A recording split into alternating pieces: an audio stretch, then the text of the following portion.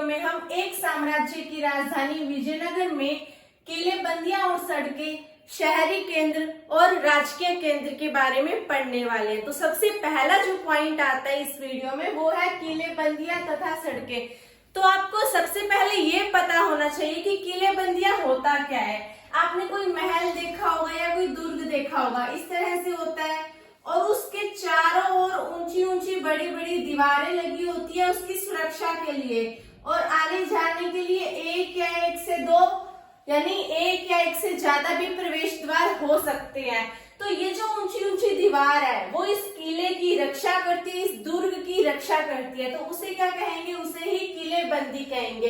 इसी तरह की किलेबंदी विजयनगर साम्राज्य में भी पाई गई थी, लेकिन थोड़ा सा डिफरेंस था। इसके बारे में हम पढ़ने वाले हैं। तो सबसे पहले हम ये देखेंगे कि इस किलेबंदी के बारे में हमें कहाँ से पता चलता है। पहली बात है कि यदि हम विजयनगर साम्राज्य में जाते हैं तो वहां पे अगर हम कुछ देखेंगे तो हमें पता चलेगा कि इस तरह से इस चीज की किलेबंदी की हुई थी।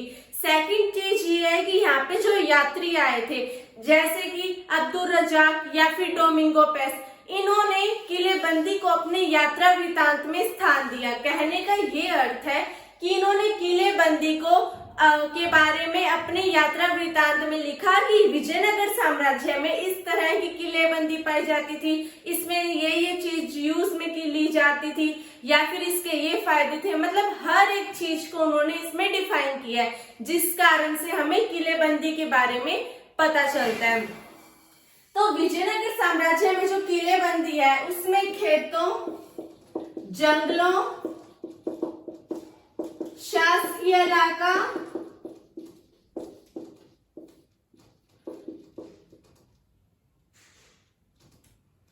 इसके अलावा जो उनका नगरीय क्षेत्र है उसे भी इन्होंने किलेबंद किया। यानी बहुत सारी चीज है जिसमें अन्नागार भी आ जाता है, इन्होंने किलेबंदी के अंदर ली है। वापिस से समझाती हूँ, किलेबंदी में खेतों, जंगलों, शासकीय क्षेत्र, नगरीय क्षेत्र और अन्नागार, इन सभी चीज को इन्होंने किलेबंदी में लिया है। इससे हमें ये पता चलता है कि यहाँ के जो शासक थे वो कितनी जटिल और कितनी ज्यादा महंगी पद्धति को अपनाया करते थे। जटिल और महंगी इस तरह से हुई क्योंकि इतनी सारी चीजों को किलेबंदी के अंदर शामिल करना बहुत ही ज्यादा महंगा पड़ जाता है। हर एक चीज को इन्होंने किलेबंद किया है, और इस जटिल भी इस तरह से हुई कि हर एक चीज को इन्होंने किलेबंद कर दिया। तो महंगी और जटिल किस तरह से हो गई मैंने आपको भी यहाँ पे बता दिया। हर एक चीज को इन्होंने किलेबंद किया, मैंने आपको ये भी बता दिया। इसके अलावा जैसे ये विजयनगर साम्राज्य है, इसकी बाहरी जो दीवार है किलेबंदी की, वो इसकी बाहर की जो पहाड़ी है उन सभी को आपस में जोड़ती है। यानी अगर कोई इन पर आक्रमण करना चाहे तो पहाड़ी के ऊपर से आकर तो इन पर आक्रमण नहीं करने वाला। और जो ये ऊंची ऊंची इन्होंने बाहर दीवार बना दी, यानी पहाड़ियों को आपस में इन्होंने जोड़ दिया दीवार के सहारे, तो इधर वाली साइड से भी कोई आकर आक्रमण नहीं कर पाएगा। इस तरह से जो इनका साम्राज्य है वो एकदम से सुरक्षित हो जाएगा। इसके अलावा किलेबंदी में किसी तरह की गारे या फिर मसाले, जिसे हम कह सकते हैं जैसे सीमेंट का मसाला होता है आज के टाइम में यूज करते हैं, वो नहीं किया गया था। फिर से समझाती हूँ आपको, जैसे आज के टाइम में एक ईंट है, अगर मैंने उसके पास में एक और ईंट लगानी है तो मैं यहाँ पे गारा या मसाला लगाऊंगी, सीमेंट का या फिर मिट्टी का भी हो सकता है, और उसके बाद में दूसरी ईंट हम इसके साथ चिपका देंगे। अब ये जो मसाला है ये क्या करेगा, इन दोनों को आपस में जोड़ के रखेगा, इन दोनों को कनेक्ट करके रखेगा। लेकिन इसमें यानी ये जो किलेबंदी की जाती थी उसमें जो पत्थर होते थे उन्हें आपस में जोड़ने के लिए किसी तरह से मसाले या फिर किसी तरह के गारे का यूज नहीं किया जाता था। वो जो पत्थर होते थे वो होते थे फनाकार पत्थर, यानी उनकी शेप ही कुछ इस तरह से होती थी, और वो इतने भारी भरकम होते थे कि अगर हम उन्हें रखेंगे तो अपने स्थान से हिलेंगे नहीं और अपने आपस में ही वो कनेक्ट हो जाएंगे और उन्हें कोई हटा भी नहीं पाएगा। इस कारण से यहाँ पे किसी तरह के गारे या मसाले का यूज नहीं किया गया था, क्योंकि वो फनाकार पत्थर थे और भारी भरकम भी थे। तो ये सारी चीजें हमने थोड़ी थोड़ी किलेबंदी के बारे में पढ़ ली है। तो मैंने आपको अभी यहाँ पे बताया कि इसमें खेतों को भी किलेबंद किया गया था। अब खेतों को किलेबंद करने की क्या जरूरत पड़ गई, क्योंकि अगर हम पहले के टाइम में देखें तो इतना ज्यादा नहीं था, फिर खेतों को इसमें क्यों किलेबंदी की गई थी।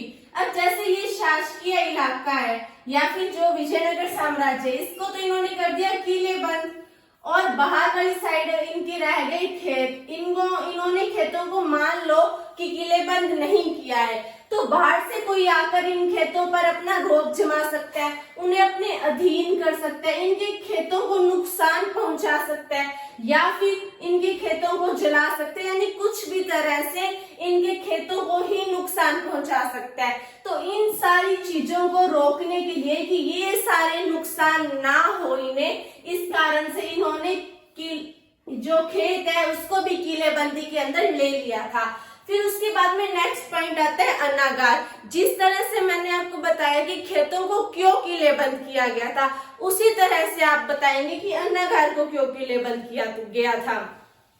अगर बाहर से कोई आक्रमण करने के लिए आता है या फिर कोई ऐसी मुसीबत आती है, तो इनके पास, विजयनगर साम्राज्य के पास इतना जो अनाज है या फिर इतना जो इनके पास खाने पीने का सामान है वो इतना होना चाहिए जिससे इनका थोड़े टाइम के लिए गुजारा हो सके, इन्हें इधर उधर ना झांकना पड़े। इस कारण से जो अन्नागार क्षेत्र था उसे भी किलेबंदी के अंदर लिया जाता था। तो अब आगे चलते हैं थोड़ा सा। ये है इनका साम्राज्य, इसको इन्होंने कर दिया किलेबंद। अगर इस तरह से किले बंद करेंगे तो कोई बाहर से अंदर नहीं आ पाएगा, अंदर से बाहर नहीं जा पाएगा।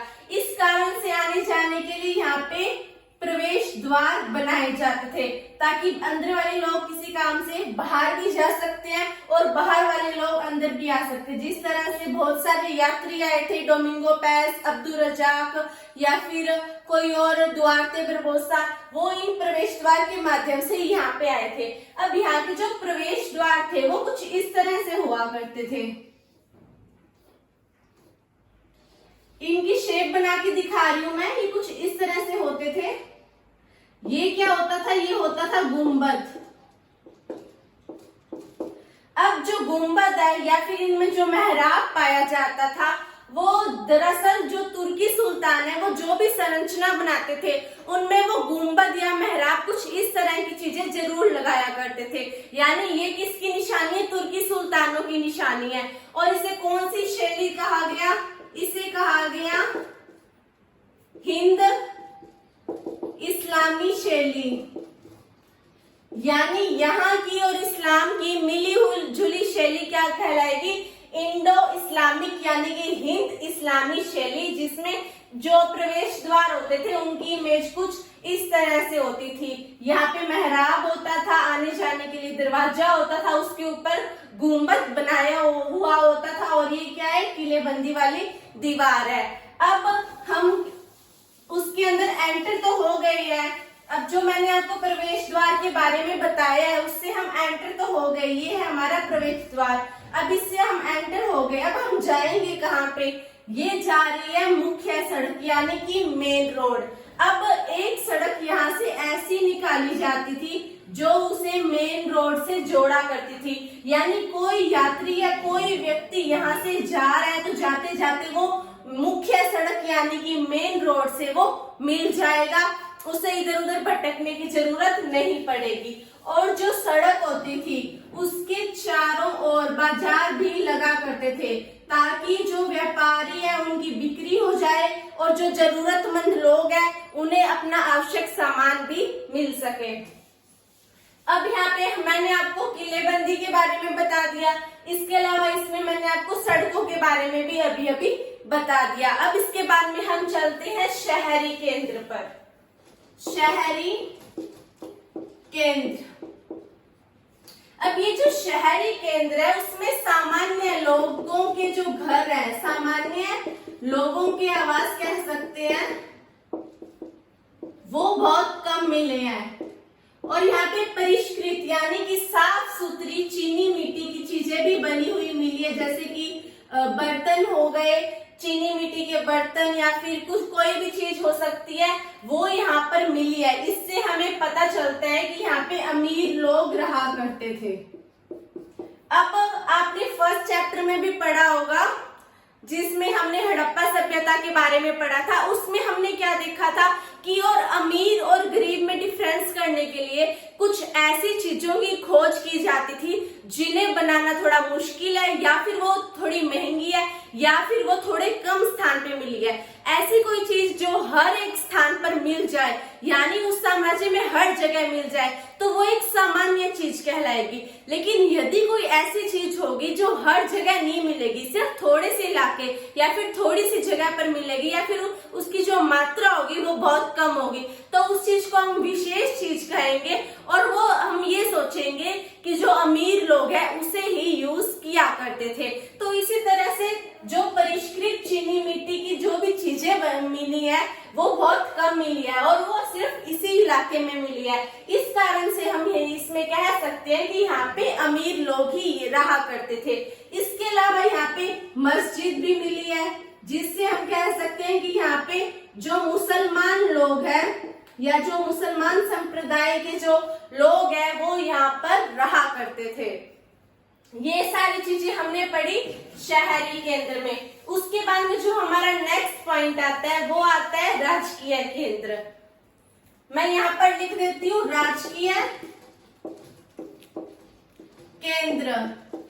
अब जो राजकीय केंद्र है वो दक्षिणी पश्चिमी भाग में स्थित होता था, विजयनगर साम्राज्य के दक्षिणी पश्चिमी भाग में। जैसे ये विजयनगर साम्राज्य है तो दक्षिण भाग ये नीचे वाला होगा और पश्चिमी भाग ये वाला होगा, यानी कुछ इस तरह से इस जगह पर राजकीय केंद्र स्थित होता था।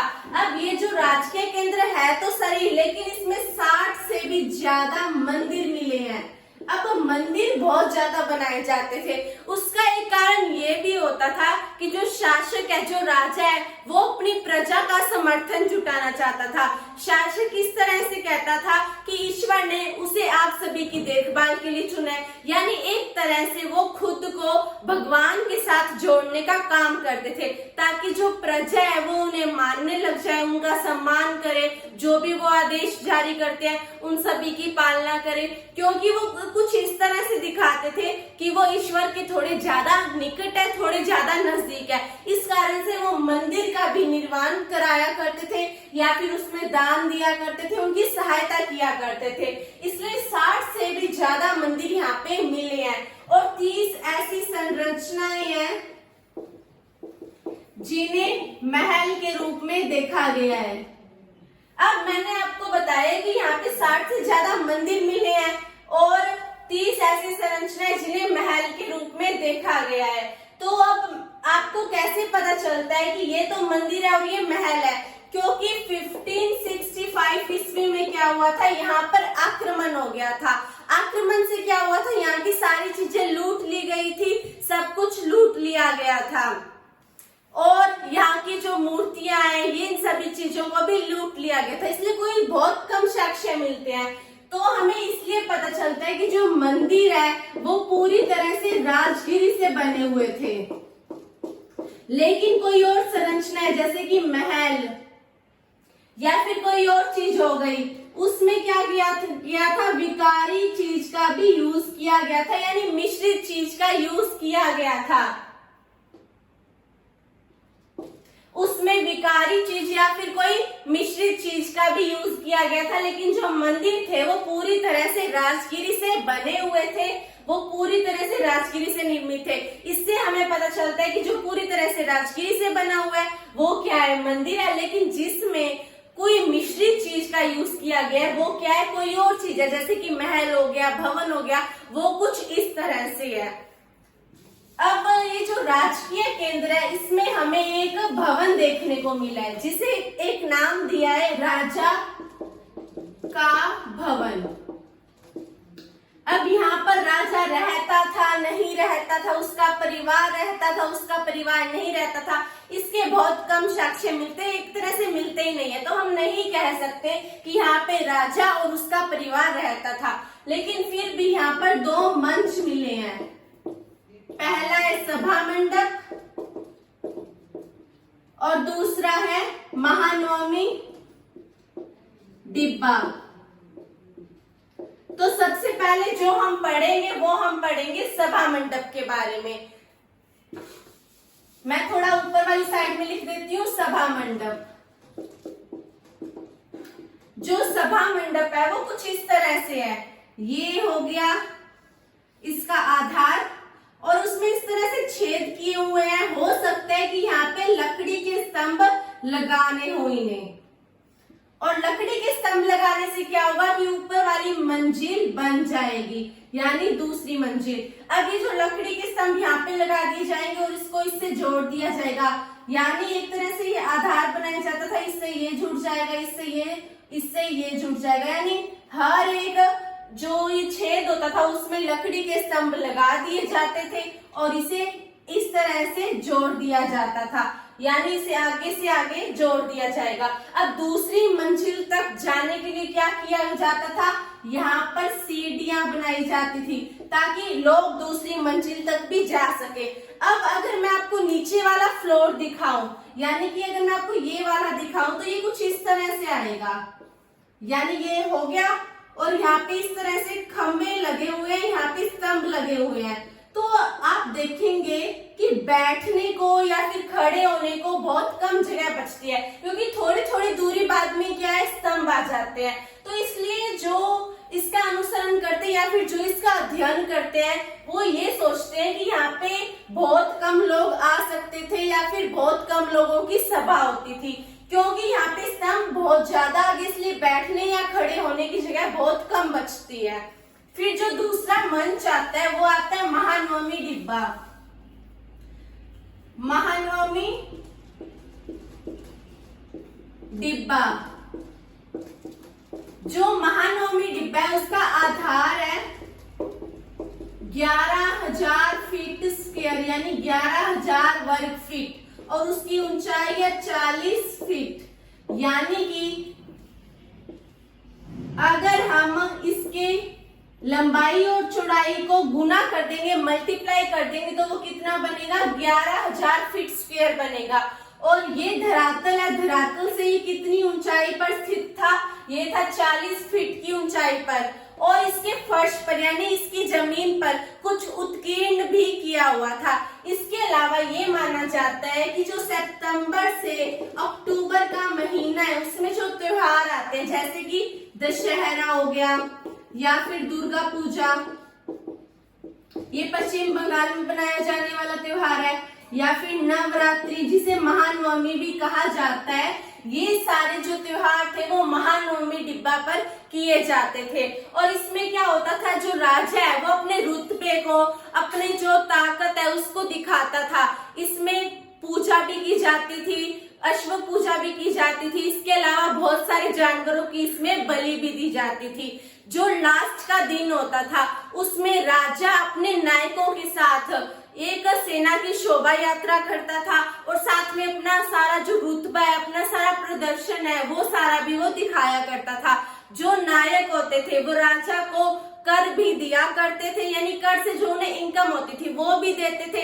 इसके अलावा वो भेंट भी दिया करते थे, यानी हर एक चीज यहाँ पे की जाती थी। सितंबर से अक्टूबर के महीने में जो त्योहार आते हैं जैसे कि दशहरा, दुर्गा पूजा या फिर नवरात्रि, वो सारी महानवमी डिब्बे पर की जाती थी। लेकिन फिर भी इसमें एक प्रश्न उठता है कि यहाँ पर देखो सेना की शोभा यात्रा भी हो रही है, जो अश्व है उसकी पूजा भी हो रही है, राजा भी आ रहे हैं, उसके नायक भी आ रहे हैं और सारी जो प्रजा है वो भी आ रही है। तो एक बात सोचनी पड़ती है हमें कि इतने क्षेत्र पर क्या सारा साम्राज्य इकट्ठा हो जाता था? सारे साम्राज्य के जानवर, उनकी सेना, वो सारे लोग इतने सारी जगह पर वो आ जाते थे, ये थोड़ी टिपिकल सी पोजीशन हो जाती है।